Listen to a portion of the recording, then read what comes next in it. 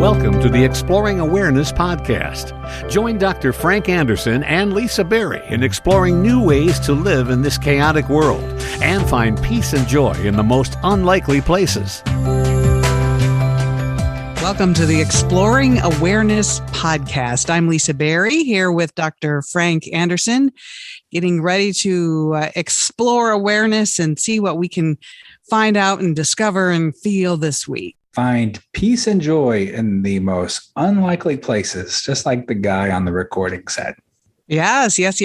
And we haven't officially added this, but it's a big fun journey, right? That's our tagline.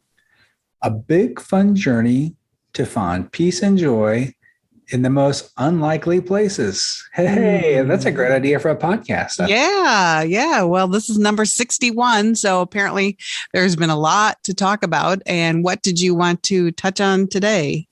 61 episodes. This is number 61. Yep. We have talked about awareness for 60 episodes. And we've been doing it so that people can use some mindfulness techniques to discover their inner sense of peace and calm and equanimity and joy. And when we talk about using mindfulness techniques, mindfulness of the breath, mindfulness of the body, mindfulness of thoughts, mindfulness of emotions, we use that to kind of return to a sense of inner peace, right? And we talk about how that kind of happens organically from the bottom up. It made me think about this whole idea of self-improvement. What can we do to improve ourselves? So what is your experience, Lisa, with like self-improvement projects? I like to think that I'm always trying to be better. One of my sayings is I don't compete with other people. I don't compete with other women because I'm just trying to be better than I was the day before. So I think that can boil down to your physical health, like eating healthier or exercising, or to your mental health, which could be meditating or reading or listening to the Exploring Awareness podcast. And I think there's a lot of ways that you can improve yourself. What do you think? Well, I think there's a couple of ways to look at it, right? Self-improvement in and of itself, I don't have a particular problem with, but what I want everyone to consider, what if you were already okay as you are? I love that. Already okay as you are. You're okay as you are. That's right. Now, I'm not sure everyone believes that. Right. But that's why I said, would it be possible to consider that? Because if you stop to consider the fact that you might be okay, then self-improvement, it doesn't take on the same connotation. So there's a whole self-help industry, right? Right. A huge and growing one. And part of it's taking care of yourself. But what do you think the industry, what are the self-help programs, what are they trying to do ultimately? Please don't say make money.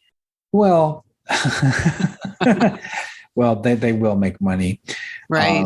But they're trying to help us solve some kind of a problem that we're not good enough, right? Isn't that kind of the underlying assumption, is that we're not good enough? Yeah. We have to improve. Right. I think a lot of people feel that way. And so that's why I think that there's a myth of self-improvement. I think that's such a beautiful thought. And I don't think it's easy to be in that place. And I'm trying to give it a moment to figure out, where do we get the sense that we're not okay? Where does that come from? Right. That's one of the questions you ask for that. Respond with your same question. Where do we get that from? So this is when we start talking about exploring awareness again, right? So like, where do these ideas come from and how are they reinforced?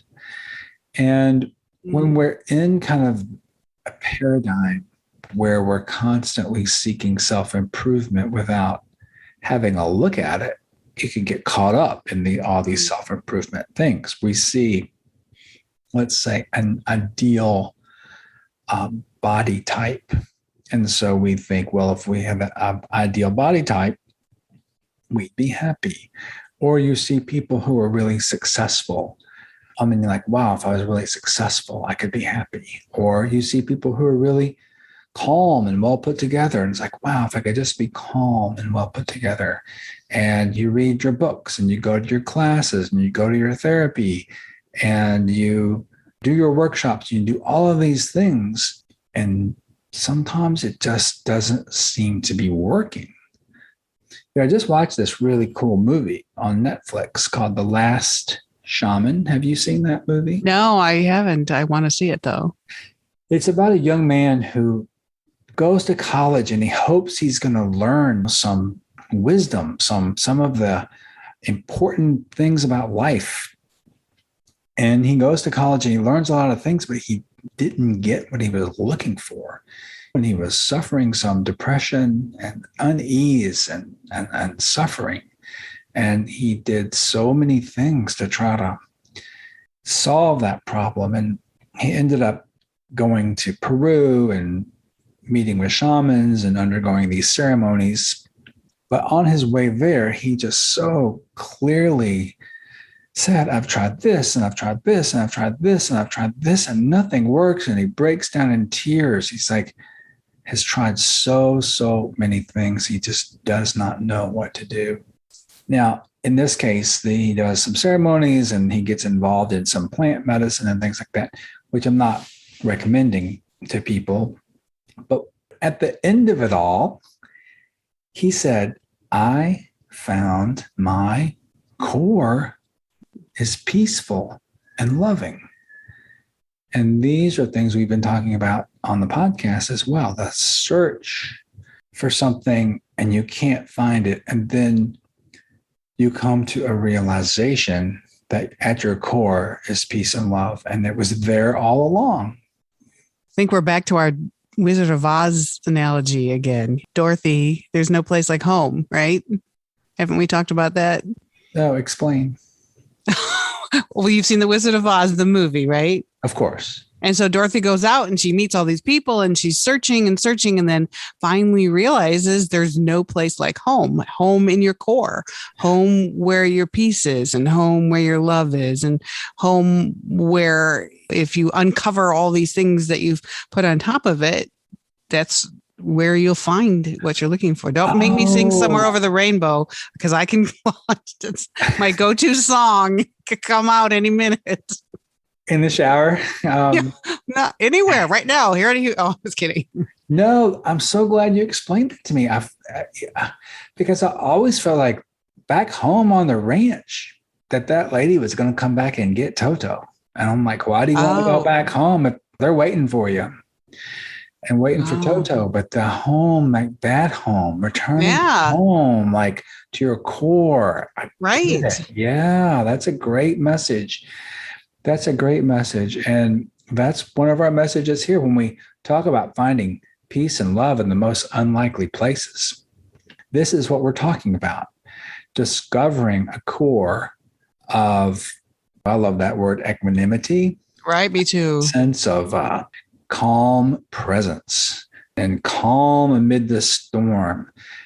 But this is also infused with a loving presence, with the joy of being and sense of generosity, the lack of defendedness, the lack of competition. It's just being yourself and contributing. This is a way of being in the world that it is much more natural, and you can accomplish so many more things from that perspective than you can through defensiveness and conniving and trying to follow through with what someone else thinks you ought to do.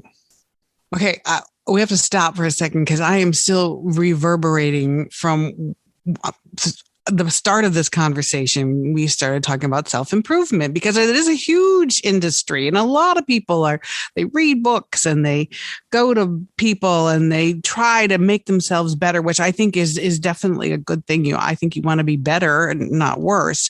But when you said those words, that maybe you already are, that was like man, that hit me. That I've never heard anyone suggest it, and maybe you already are. Maybe it's already there. And why are we trying so hard? What are we trying to do? Where are we trying to get? When will it be enough? I think is another question. Yeah, exactly. I think that there is a struggle, and it's a normal part of life. So in no way do I want to cast any negative perspective on people wanting to improve themselves, because that's not what I'm trying to say. There is kind of a drive and a forcing current that pushes people in a certain direction, and you might miss the opportunity to return home to the core because you're caught up in a lot of those things.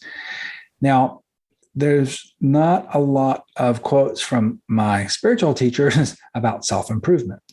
And I think that people will go down a self-improvement path and either get bored with it or see that it doesn't work and then go for another one. And like this kid in the movie, you try everything and nothing works. It's like, it can actually make things worse, right? It's like these constant failures.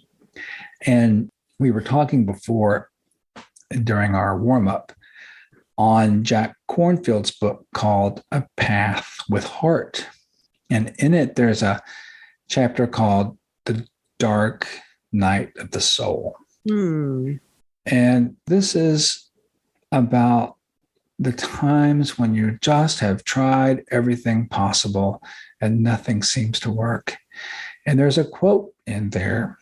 I can't tell you the originator of this quote, but the quote is, "It's only through multiple destructions that you find what is indestructible within you."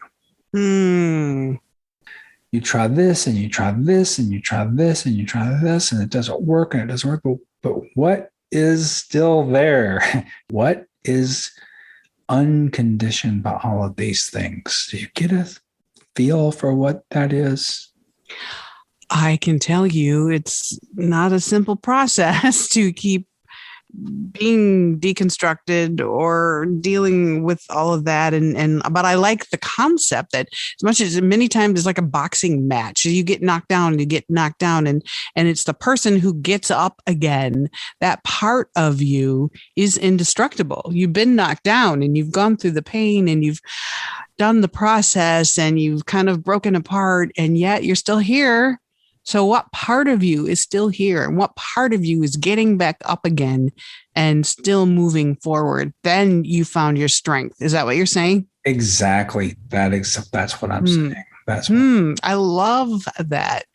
Then you found your strength, but I'm telling you, it's not a simple, peaceful process, or can it be? My experience is it's been a lot of hard work. Let's put it that way. It's been a lot of hard work, but hopefully worth it. I'm kind of getting back up again.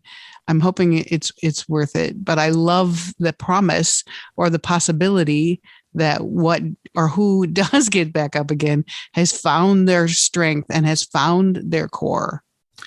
Well, that's the thing, isn't it? No one's going to tell you how long or what you need to do. You continue to be on a path, on a journey with things that happen along the path, and you keep going. Great things happen. And I know you've had some marvelous experiences. Yeah, right. As have I. And then you have some tragic realizations or difficult things happen, and you keep going. And that part of you that keeps going, what is that part of you? And when we're talking about exploring awareness, we use that word awareness and our identity as awareness to be able to be the constant that is always there no matter what the conditions are. So whether you're going uphill or downhill, there's still the part of you that's aware or aware of awareness. That part of you that was there when you were a baby, before you were a baby, and after you die. What is that? What is that in all of us? And can we stop and use yoga or your nature walks, or in this case, we're using mindfulness techniques to connect to that, right? To learn, to get some glimpses of that. And that we take that into the day with us. We take that into our lives. And so that becomes the foundation for these things, so that the different conditions that may throw us off become just that. They have much less importance. Once you have these realizations, the need for self-improvement also disappears. Because now you've returned home and you know that you're fine. And this self-improvement no longer becomes a goal. I mean, you may want to take care of yourself, sure. Eat well, exercise. I found several really great quotes from this book, A Path with Heart, that you mentioned by Jack Kornfield. And one of them is, there are many ways up the mountain, and each of us must choose a practice that feels true to our heart. We need energy, commitment, and courage not to run from our life, nor to cover it over with any philosophy, material or spiritual. But then it gets down to something that I don't know if we've ever really talked about, fear. But Jack Kornfield writes, we are rarely lazy. We are simply afraid. Ooh. I know. I just thought, oh, you want to talk about truth? You want to talk about truth seeking? You want to talk, we are rarely lazy. We are simply afraid. Afraid of what? Of failure, of not being good enough. So that's why we're on this quest for self-improvement, because we're not good enough, to which I ask, whose standards are we trying to meet anyway? And then that gets back to self-love. Like, why are we so hard on ourselves? If we could just get to our core and be okay, then you might find that peace and joy and love and stop trying so hard. Oh my gosh, this is an amazing conversation. I think there's also a fear of something else. What? Well, there frequently is an attachment or an identity around our seeking. And letting go of that, or having that identity challenged, can really create a lot of fear. And I want to acknowledge that for people. And as we discuss this, remember to place fear also in awareness, right? So we say, well, if you're on this path and you see things about yourself that aren't helpful, but they are who you think you are, let's say parts of your personality, you don't want to lose them, or you're afraid if you lose them, you lose your sense of self. You might lose something, and the ego grabs onto that. It's fearful. No, you can't drop that habit. You can't drop that belief. If I don't do these self-improvement projects, something terrible is going to happen. There's a fear. Let's use the word surrender. It can create a lot of fear. So, but at some point, there's just nothing else you can do. You can try. I remember at a retreat with Adyashanti, he called it being checkmated. You go this way, that doesn't work. You go this way, that doesn't work. You go this way, that doesn't work. There's just no way to win with your thoughts and minds and self-improvement projects. And so at some point, it's like surrendering to all of that. And then again, that's one of those destructions. And only through that do you find what is indestructible within you. And it can be like a phoenix rising out of the ashes, or a beautiful lotus blossom coming out of the mud.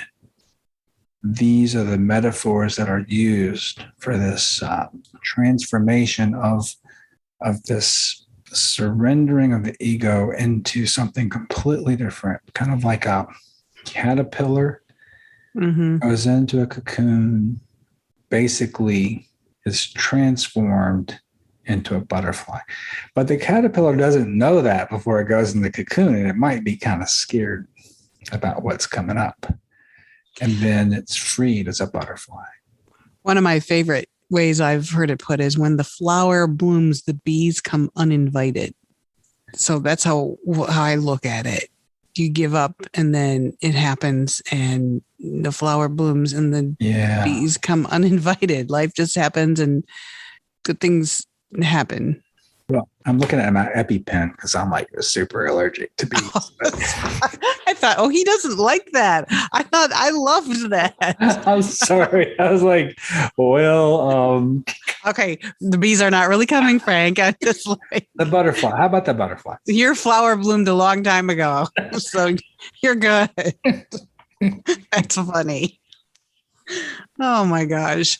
No. And you said something too, I wanted to go back to because something I'm exploring myself right now to your defenses and to be defensive and have an undefended heart. And what does that look like? What does being defensive mean? Because you threw out there through this process that it's a different way to live other than being defensive. And I don't know if I really understand what does that mean to be defensive, to use your nature to be defensive. What does that mean? I'm not even sure. I think that when I say the word defensive, I mean being protective, let's say, of your self-improvement projects, or being protective of the status quo, or being protective of a smallness, protective, or not wanting to explore. So that's what I mean. That it's really the defending.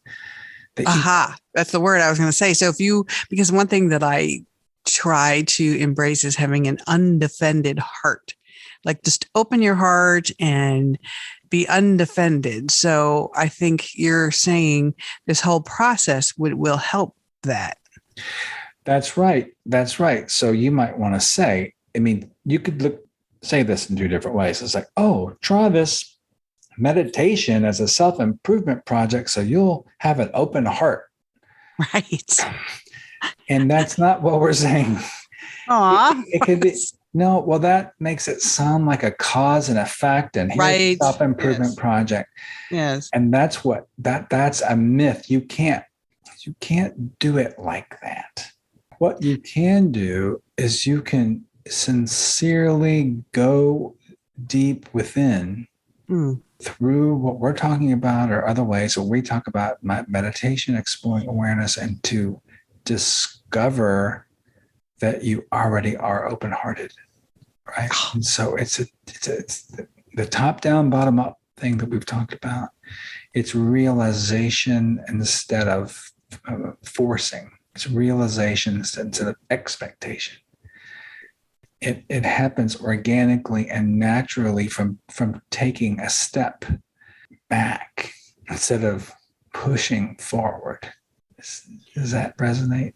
So my job is to ask the questions that I think a lot of the listeners are thinking. And I'm seeing someone going, well, I'm not open-hearted. My parents told me I was this, or society tells me I'm that. And now you're telling me I can be okay, that it's already there. It's like, that is not a message I've gotten my whole entire life. So is that what you're saying? We're saying it's for everyone. Yes, you can. And you don't have to pay anything. You have to buy anything. You don't have to believe anything. You don't have to sign anything. You just have to get to your core and realize that it's already there in everyone. Well, of course, in everyone.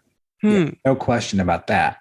The question is, are you willing to work on getting some insight into where your thoughts and predisposed ideas and habitual thinking come from? can you use that insight to connect to your sense of deep awareness and awareness of awareness and transform all of these habitual thoughts into something that connects you to your core. And after that, you are going to be moving around informed by things like wisdom and peace and joy and love and generosity, as opposed to being informed by your preconceived ideas of defensiveness and ego attachment and competition. Can I just tell you, this seems like such a gift of possibilities that you're saying. Doesn't matter who you are or how you were raised or how much money you have. There's this possibility that you can be okay if you just return to your core and remove all that conditioning or explore the conditioning that covers it up. The conditioning doesn't go away. And so that's important to know, right? Mm-hmm. So I realize that people have gone through tremendous suffering from things like their history, in their own families, from the color of their skin, from the people that they love. I mean, there are important conditions that don't go away that have caused people tremendous trauma and stress. So I don't want to ever minimize that. Right. Yet, on the other hand, for your people personally to transform that and be able to respond as opposed to react, the quality of life is very different than it would be if we haven't brought some of our own personal awareness and realization into who we really are. Otherwise, it can be a life of defense and offense and reaction, right? So no matter what the conditions are, there's an opportunity to return to your core. But I would say that sometimes these conditions don't go away. I mean, if your skin color puts you in a situation where you're not treated well, you can't just take that away, right? Right. If who you love or how you want to express yourself, gender-wise, people have a hard time with that. And those conditions aren't going to change. It's just that how you're responding is important, and that may change how people respond to you as well. That's huge to think about that. Yeah. And it may just be, this is something to try. And I'm not even saying it's going to work, but it's a very personal journey for people. And if the other way isn't working, well, maybe this way will work. That's what I'm saying. It's the gift of possibility. Yes, exactly. It's a gift of possibility, and it does require some patience and some self-compassion and a little bit of faith. And I say faith, not that you need to believe something, but some faith that you can connect to the deeper sense of self that you probably have had glimpses into before. It's not taught in the culture. It is taught in some Asian religions. It's not typically taught in Western religions, although if you talk to like the deeply spiritual people in religions, whether they're Christians, Jewish, Islamic, Buddhist, whatever, they're all talking about the very same thing. So if you take a Christian kind of mystic meditator and a Jewish meditator and a Sufi mystic and a Cherokee and a Navajo, they're all going to be doing the same exact thing, and they're going to each be expressing themselves through their own conditions, but they're connected to each other because they're aware of their cores, and there's really no difference between them. And you can be too. And you can be too. You can be too. But it's not this cause and effect. It's not the typical way we look at things. It's not like, oh, do this and get Y. No. Right. It's maybe some thick layers covering up that authenticity. But that's where the practice comes in. And maybe now is the time to try that, unless you had some more questions that the typical audience member might have. I think I've asked enough and felt enough. So yeah, I'm ready. I'm going to meditate. Thank you. All right. Well, the typical audience member now Oh drops my off. gosh. So our typical audience members, please keep your players on.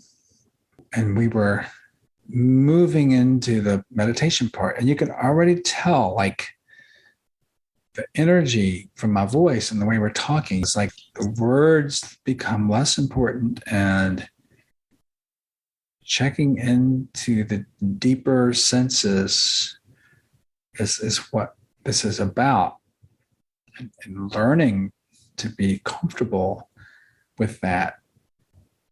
And we learn to be comfortable with that by doing these meditation practices. We can do these meditation practices in kind of a generally calm area in place. Then when you're out in the world, it may come more naturally. Not to say that you being in a quiet room meditating doesn't mean that your mind or brain isn't going 1,000 miles an hour. And so even if you're in a quiet room, you might feel very chaotic, and that's great that you know it, right? That you are aware that your mind is racing. Okay, that means you're starting to open to awareness. And so sit down in your chair or on the floor or on your cushion, wherever, in your car seat, after you've pulled over, and give yourself a gift.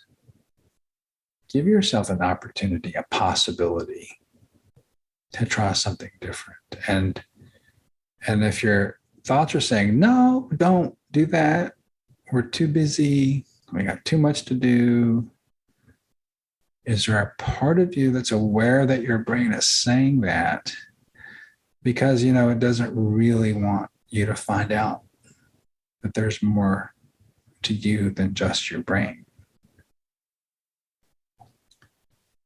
And so if you're still listening, let's go to the breath. If you're still listening, it means that you've got some idea that this practice we're doing means more than just anything we can say.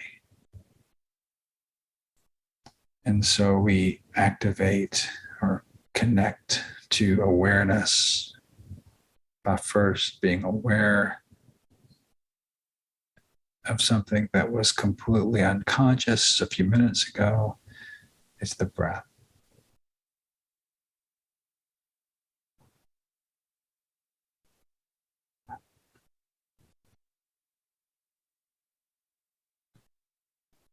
When I was talking, I was breathing, and I did not know that I was breathing.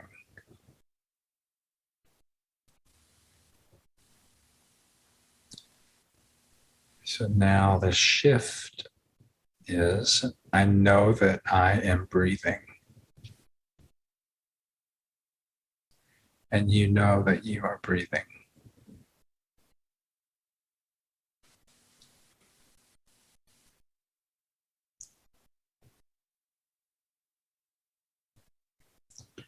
Being mindful of breathing, or mindful awareness of breathing.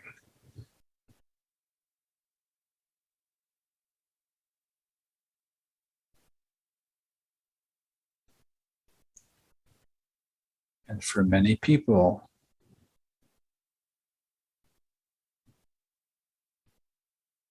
this introduction to awareness is very relaxing.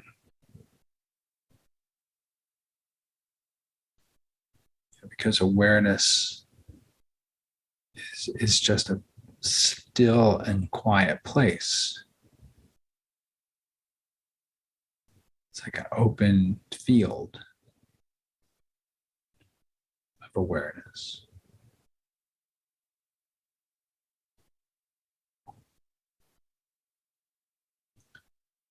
Right? And in that field, the breath comes and goes.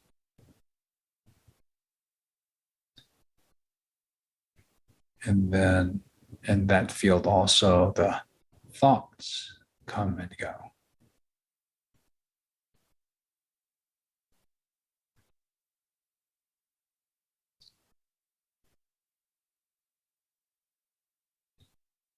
But sometimes thoughts race, and there's so many thoughts, and your brain is so used to just thought after thought after thought, and judgment and question and assessment, evaluation, regret, future planning. Okay. So right now we're just be aware that the brain is doing that. Note that your brain is doing that, and then go back to the breath.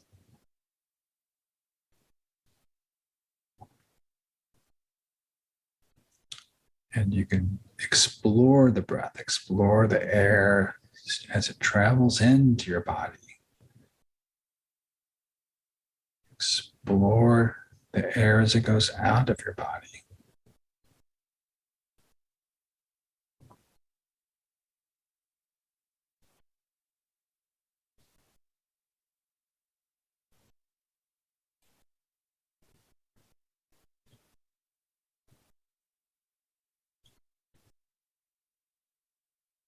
And you can feel your body too. Your body is there, and you can be aware of your body, your feet, which are usually completely unconscious. So to wiggle your toes and wiggle your foot, the bones in your foot and your ankles, and just be aware that you have these feet that have been carrying you around all day. And, your legs, all the bones and muscles in your legs.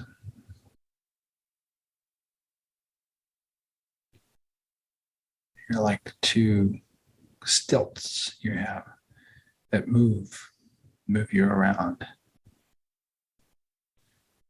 And we're taking a moment to just be aware of it, because they're here in the present moment.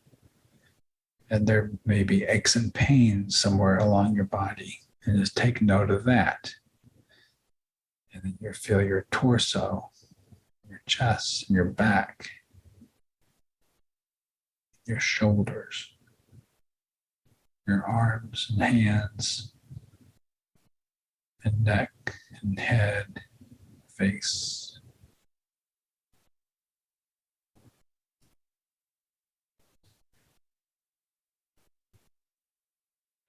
Get distracted back to your breath.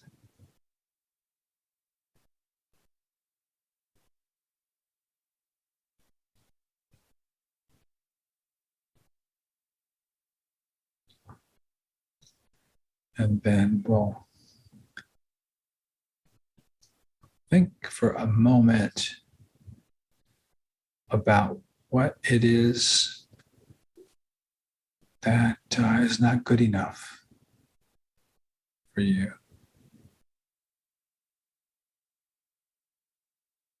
What do you want to fix?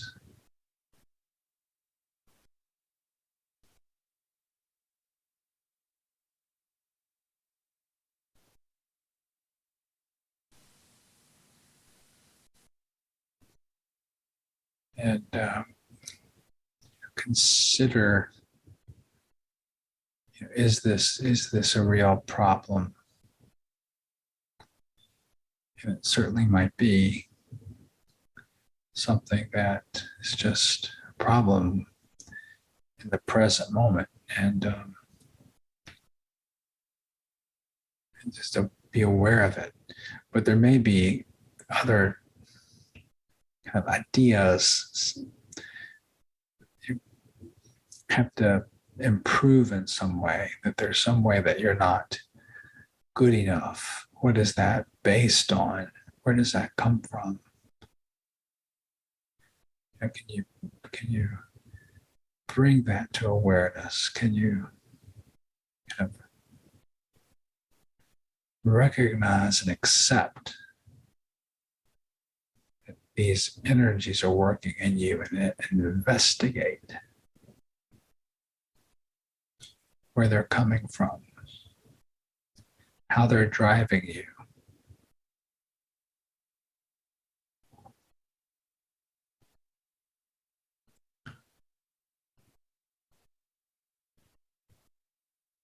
How are they working?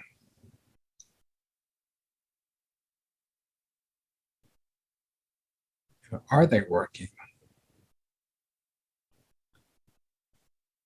If they're working, great. If not, why not?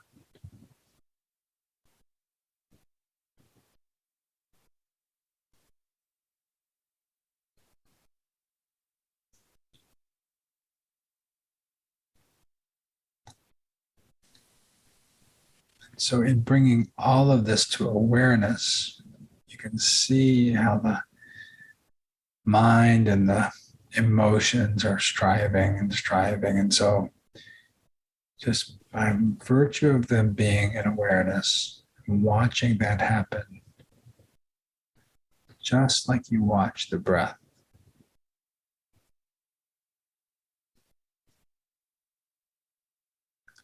Right? And then what happens to that whole situation when you bring it to awareness and you come back to the present moment and you just rest as awareness. And so whatever comes up in the field of awareness and then dissolve away.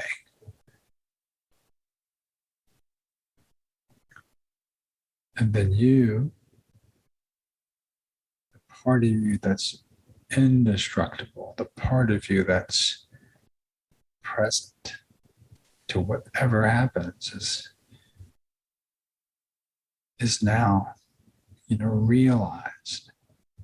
That peaceful, loving, accepting, generous place.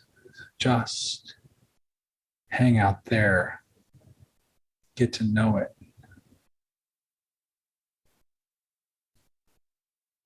Get familiar with it.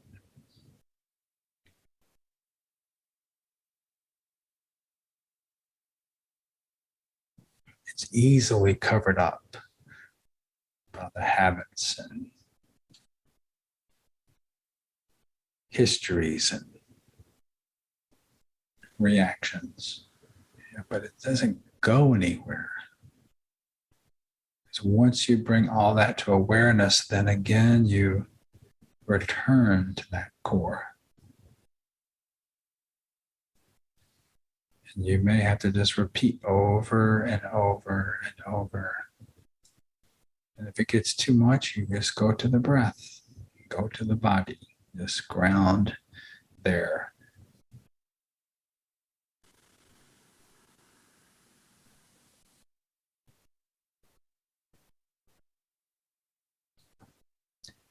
If it gets too much, you can stop doing this completely. Stand up, walk around.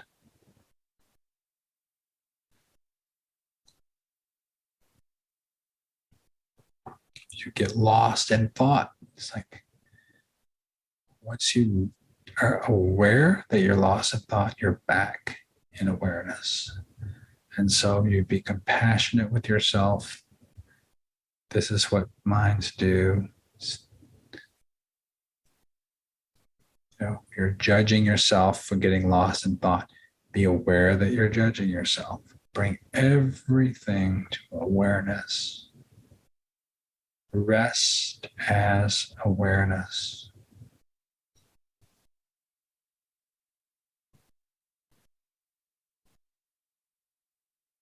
rest as awareness of awareness.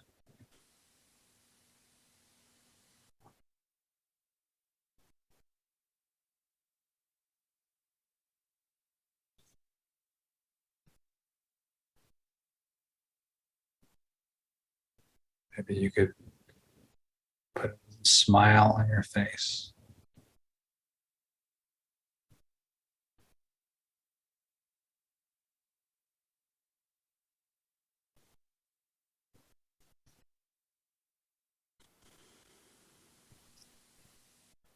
Note the sense of joy that comes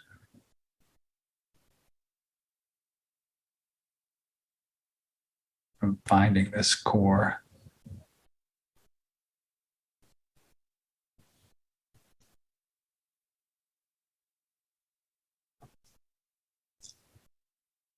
Consider how you might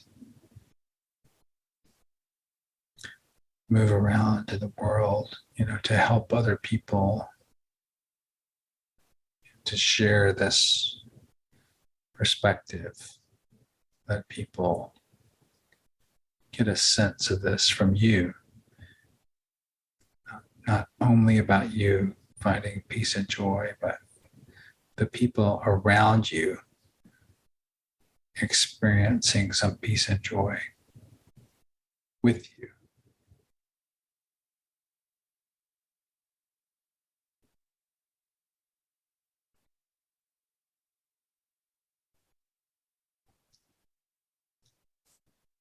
And then maybe all the self-improvement projects don't have the same urgency as you've already found your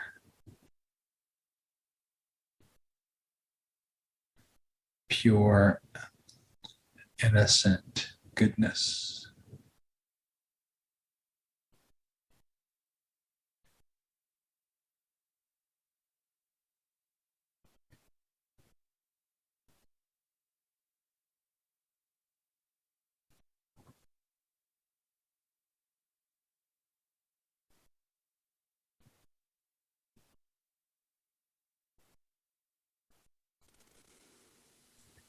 And so we'll stop now, taking a few deep breaths.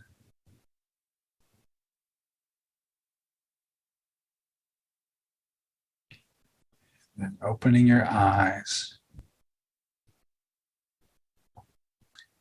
And then opening the calorie counter on your phone. Just kidding. Why would we do that? I'm kidding. Well, you know what? All that brought up a pretty big question in me, not from the people, but from me, Lisa. And I know we're pretty much done with the conversation, but I'm compelled to ask you this. You have mentioned that we're all divine beings in the universe, which I agree with. I also believe that we have a divine sense inside of all of ourselves. And can that be the same as your core? Or is that too big of a question to be asking at the end of the podcast? I think that's a question that is everyone's opportunity to experience for themselves. Well, I think I just experienced it, so I guess we can talk about that some other time. But again, and let's note the difference between that and a belief, right? So when you experience these things and know them to be true, then beliefs, you don't have to create a thought or a belief. You already have a knowing. I'm big in knowing. So yeah, I hear you. And I heard all the amazing things you said, and I'm very grateful for that and your peaceful meditation. I have to say that the people that have helped me and taught me all of these things I have a lot of gratitude for them. People who do this work make huge sacrifices. And so, I just want to acknowledge those people that have made the sacrifices to teach me and others so that we can keep spreading the word. And if you have a word you'd like to share with us, you can email us at exploringawareness@gmail.com. Follow us on Facebook and Twitter and Instagram. We always love the feedback and to hear what we're saying might be resonating with you, or if you have any questions or concerns, we are here. We can reach out in those areas as well. In the meantime, I would encourage everyone to spend 5, 10, 20, 30, 40 minutes a day doing these practices, exploring awareness and getting to know that part of you that's deep and pure and true. Thank you so much for listening to our Exploring Awareness podcast. Have a great week, everyone. See you soon. This podcast is not an attempt to practice medicine or provide specific medical advice, nor does use of this information establish a physician-patient relationship. Listening to this podcast does not replace medical consultation with a qualified health or medical professional to meet the health and medical needs of you or others. If you are having problems, please see your primary care provider or your local mental health professional.